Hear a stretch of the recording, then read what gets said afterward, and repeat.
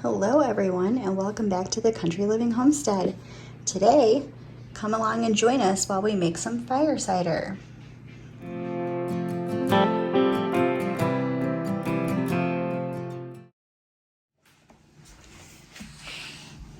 Every year at the beginning of September, I like to make a big batch of fire cider.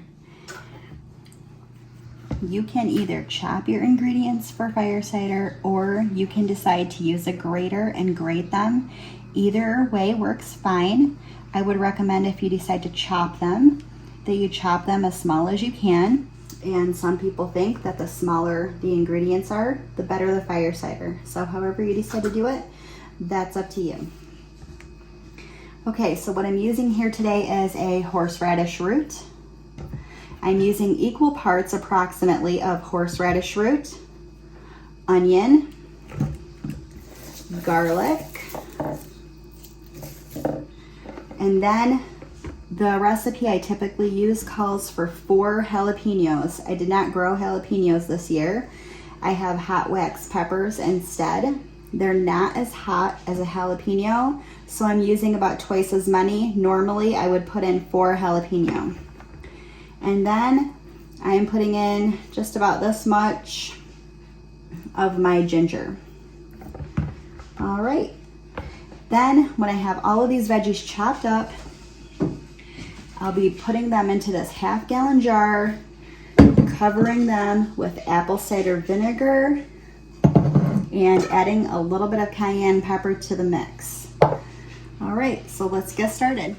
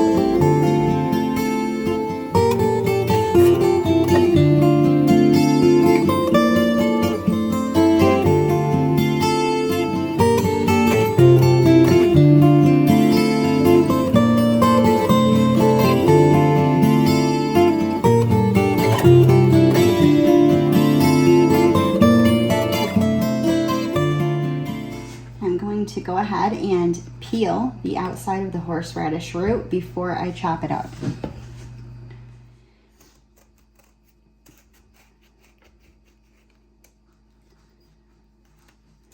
These horseradish roots can be kind of tough to peel, so just be really careful that you don't cut yourself.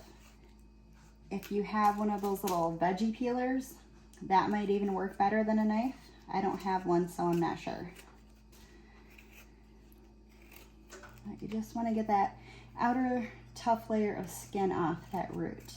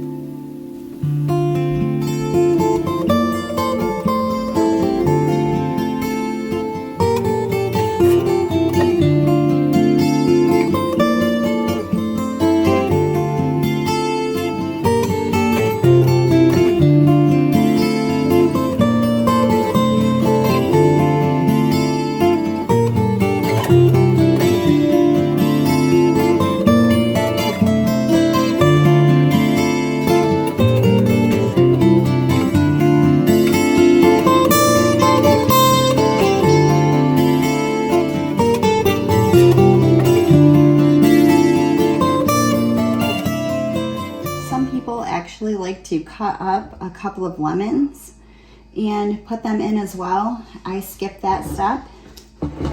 Okay, so at this point I've got everything in here that I want except for my ginger, so I'm going to go ahead, peel that, and add it to the mix.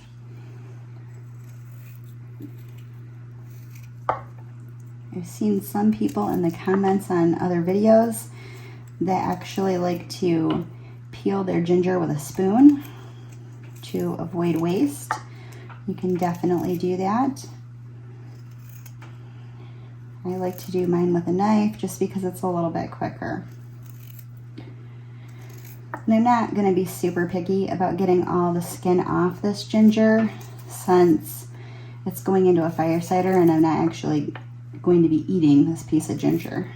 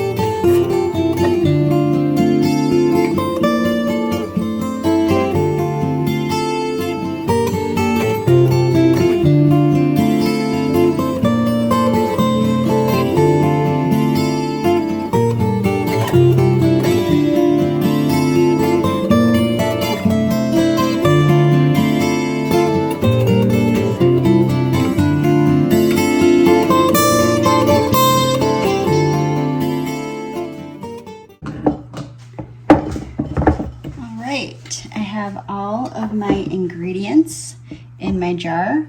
I'm going to add about a 1/4 teaspoon of ground cayenne pepper. You could actually go to as much as probably a half a teaspoon in this recipe if you wanted to, but anything beyond that would be really, really hot.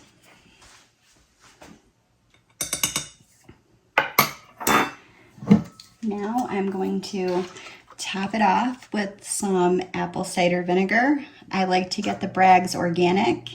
It has the mother in it. I'm going to go ahead and do that.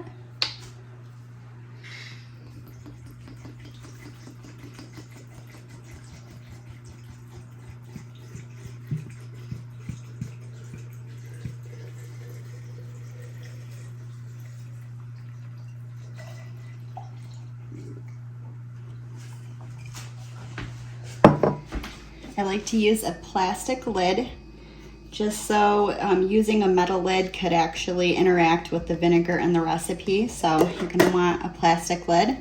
Now I'm going to go ahead and give this a good shake.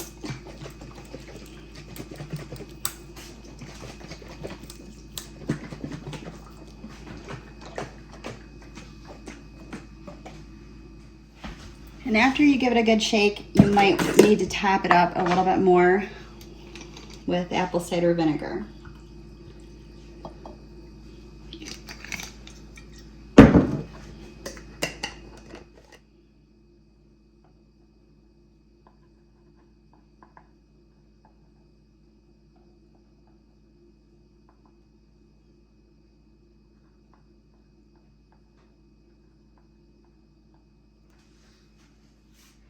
Once our fire cider has steeped for about 4 weeks, we will go ahead, strain these veggies off and just keep the liquid.